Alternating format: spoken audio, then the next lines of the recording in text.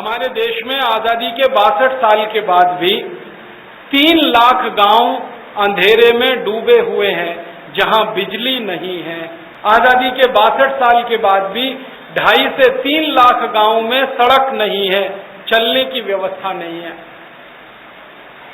लगभग 3 लाख गांव में ना हॉस्पिटल है, ना डॉक्टर है, ना कोई प्राइमरी हेल्थ सेंटर है, ना कोई दवा का केंद्र है। लोग मरते हैं, बिना दवा के मर जाते हैं। आजादी के 62 साल में इस देश में 14 करोड़ परिवारों को शुद्ध पीने का पानी उपलब्ध नहीं है, जबकि इस देश में कुल परिवारों की संख्या 21 करोड़ है। 14 करोड़ को तो पानी ही नहीं मिलता पीने का।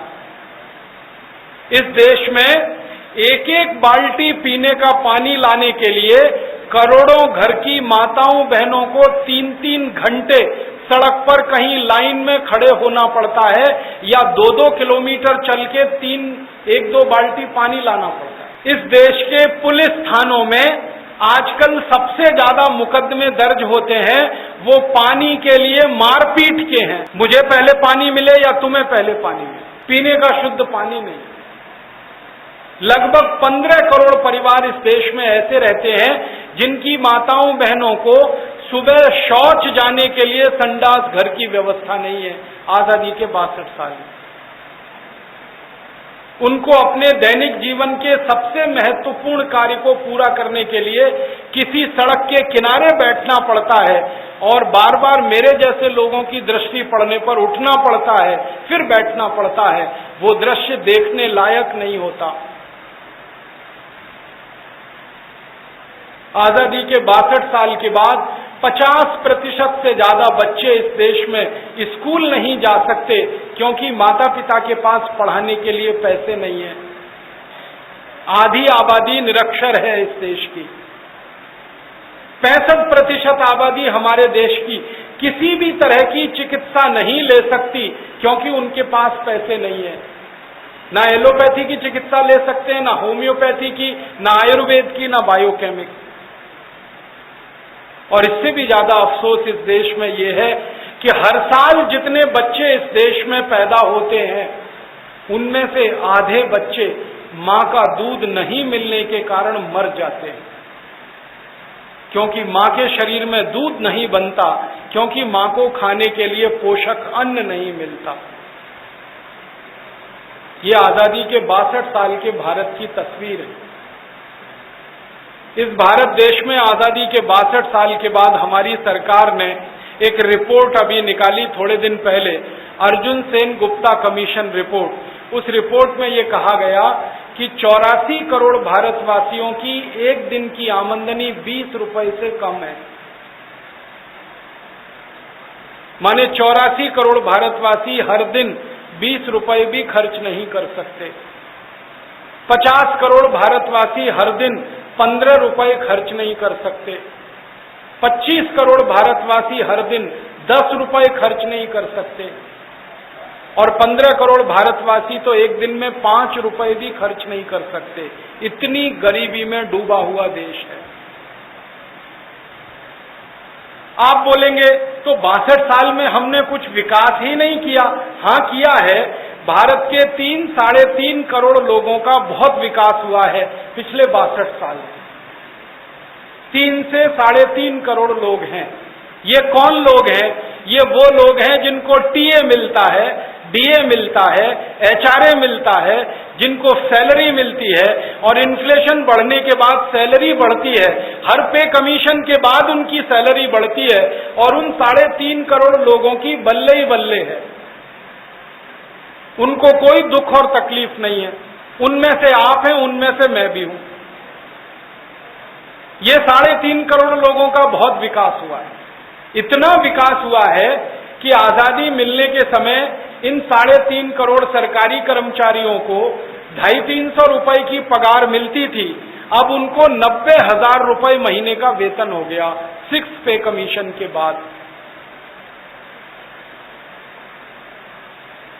हमारे देश में बैंक के, बीमा के, रेलवे के, पब्लिक सेक्टर के, सरकार के सेक्टर के, राज्य सरकार, केंद्र सरकार के सेक्टर के कुल कर्मचारी 3.5 करोड़ हैं। राष्ट्रपति से लेके और चपरासी तक, इनका ही जिंदाबाद है इस देश में, इनकी ही स्वतंत्रता है, इनको ही आजादी है, बाकी तो सब भूखमरे में है इस देश में। ये जब आंदोलन करते हैं इनकी तनख्वाहें बढ़ जाती हैं, ये जब आंदोलन करते हैं इनके टीए बढ़ जाते हैं, ये जब आंदोलन करते हैं इनका डीए बढ़ जाता है, ये जब आंदोलन करते हैं इनकी सैलरी डबल हो जाती है, ट्रिपल हो जाती है। सरकार 1 मिनट भी देर नहीं लगाती, क्योंकि इन्हीं 3.5 करोड़ों के साथ मिलकर सरकार लूटती है, इसलिए इनको हमेशा खुश रखती है सरकार। इनके लिए फर्स्ट पे कमीशन, सेकंड पे कमीशन, थर्ड पे कमीशन, फोर्थ पे कमीशन, फिफ्थ पे कमीशन, सिक्स्थ पे कमीशन, जरूरत आने पर 7th पे कमीशन भी मिलेगा। हो सकता है तनख्वाहें 1 लाख को भी क्रॉस कर जाएं। इनकी तो जिंदगी एकदम आराम में है। विकास इन्हीं का हुआ है 62 साल में, और किसी का नहीं हुआ इस देश में। या पिछले 62 साल में विकास हुआ है तो टाटा, बिरला, डालमिया, धीरूभाई अंबानी, इनका हुआ है। एक मुकेश अंबानी नाम के व्यक्ति हैं इस देश में, उनकी 1 मिनट की आमदनी 20,000 रुपए है। इस हिंदुस्तान के 84 करोड़ लोगों की आमदनी 1 दिन की 20 रुपए है। मुकेश अंबानी की 1 मिनट की आमदनी 20,000 रुपए है। और ऐसी स्थिति में मुकेश अंबानी जैसे लोग क्या करते हैं, वो अपनी बीवी के जन्मदिन पर हवाई जहाज गिफ्ट कर सकते हैं। ये इस देश में होता है। 268 करोड़ रुपए का हवाई जहाज खरीदकर मुकेश अंबानी ने अपनी पत्नी को भेंट में दिया जन्मदिन पर। उस दिन मुझे लगा कि मुकेश अंबानी ने 84 करोड़ भारतवासियों के गाल पर तमाचा मारा, जिनको 1 दिन में 20 रुपए नहीं मिलते, और यहां एक एक आदमी अपनी बीवी को हवाई जहाज गिफ्ट करता है।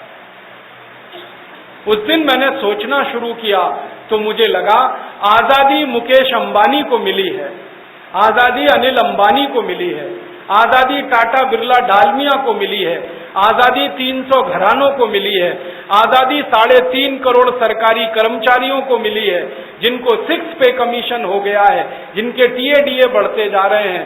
बाकी हिंदुस्तान तो गरीबी में, जला हालत में मरने के लिए बैठा हुआ। या तो ये करें हम, और या अगर हम मानते हैं कि ये सारे हिंदुस्तानी भारत के अंग हैं, तो फिर इनके बारे में कब सोचेंगे? 62 साल तो हो गए आजादी के, इनका विकास कब होगा? ये देश की मुख्य धारा में कब शामिल होंगे? इनके बच्चे कब पढ़ लिख कर IAS बनेंगे? इनके बच्चे कब पढ़ लिख कर इंजीनियर, डॉक्टर, चार्टर्ड अकाउंटेंट बनेंगे? वो भी तो इस देश के नागरिक हैं। संविधान ने उनको भी नागरिक होने का अधिकार दिया है। हम अकेले नागरिक नहीं है, वो भी नागरिक हैं इस देश के। और ऐसी स्थिति में एक ही बात याद आती है कि अंग्रेजों के जमाने में यही किया गया था। अंग्रेजों का विकास हो, अंग्रेजों के नजदीकियों का विकास हो, बाकी हिंदुस्तान गरीबी में डूब जाए, अंग्रेजों को कोई मतलब नहीं था। अब आजादी के 62 साल में भी यही है। सरकार का विकास हो, सरकारी कर्मचारियों का विकास हो, नेताओं का विकास हो, और उनके नजदीकी लोगों का विकास हो, बाकी हिंदुस्तान डूब जाए जलालत में, किसी को कोई फर्क नहीं पड़ता। इस देश में जब अखबारों में खबरें छपती हैं कि वनवासी और आदिवासी समाज के लोग जहरीले पत्ते खाकर मर जाते हैं, इस देश के किसी नेता के पेट का पानी नहीं हिलता, किसी को शर्म नहीं आती अपने ऊपर। ऐसा देश हमने बनाया। अब दुख इसी बात का है कि आजादी के पहले लूट की व्यवस्था, आजादी के बाद भी वही लूट की व्यवस्था। लूट की व्यवस्था में तो गरीबी ही आती है, कोई देश समृद्धशाली नहीं बनता। अब लूटा जा रहा है इस देश को हर साल 20 लाख करोड़ के आसपास, तो गरीबी ही आएगी, भूखमरी ही आएगी, कोई देश समृद्धशाली नहीं बन पाएगा। तब हमें सोचने के लिए मजबूर होना पड़ता है कि आखिर इस देश को हमें क्या करना है? ऐसे ही चलते देना है, ऐसे ही जाते देना है, या इस देश को कहीं ब्रेक लगानी है और ठीक करना है, इसकी व्यवस्थाओं को दुरुस्त करना है। हम लोगों को जब ये लगता है कि अब पानी बहुत ज्यादा सिर के ऊपर से निकल रहा है और बर्दाश्त के बाहर हो गया है, इस देश में ऐसी हालत पैदा हो गई है, तो कुछ तो करना पड़ेगा, कुछ तो करना होगा, कुछ तो सोचना होगा, नहीं तो हर पीढ़ी ऐसे ही निकलती जाएगी और समय भी हाथ से निकलता जाएगा। तब ये सारे प्रश्नों को ध्यान में रखकर हम लोगों ने ये भारत स्वाभिमान अभियान बनाया है, इसको शुरू किया है इन व्यवस्थाओं को बदलने के लिए जो अंग्रेजों के जमाने से चली आ रही हैं, लूट पर आधारित हैं, अत्याचार पर आधारित हैं, इस देश के लोगों के शोषण पर आधारित हैं। इन व्यवस्थाओं को बदलने के लिए भारत स्वाभिमान अभियान है। आप बोलेंगे क्या हम इन व्यवस्थाओं को बदल पाएंगे? हमारा तो संकल्प है कि हम बदल पाएंगे। अब आपका संकल्प क्या कहता है वो आपको तय करना है। हम तो मानते हैं कि हम बदल पाएंगे, आप भी मानते हैं कि बदल पाएंगे, तो आप हमारे साथ आ जाइए। आपको लगता है कि नहीं बदल पाएंगे तो आप किनारे खड़े होकर देखिए, जब व्यवस्थाएं बदलने लगेंगी तब साथ आ जाइए।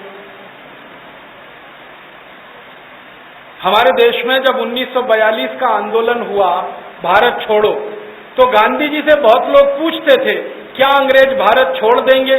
तो गांधी जी यही कहा करते थे कि तुम साथ में आ जाओगे तो जल्दी छोड़ देंगे, नहीं आओगे तो भी अंग्रेज तो भारत छोड़ेंगे ही, तुम्हें अफसोस होगा कि भारत छुड़वाने में तुम शामिल नहीं थे। वही जवाब हमारा है।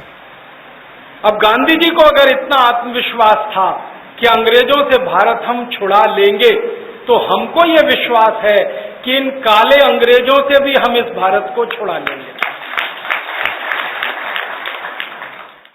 इस व्यवस्था को तो हम बदल ही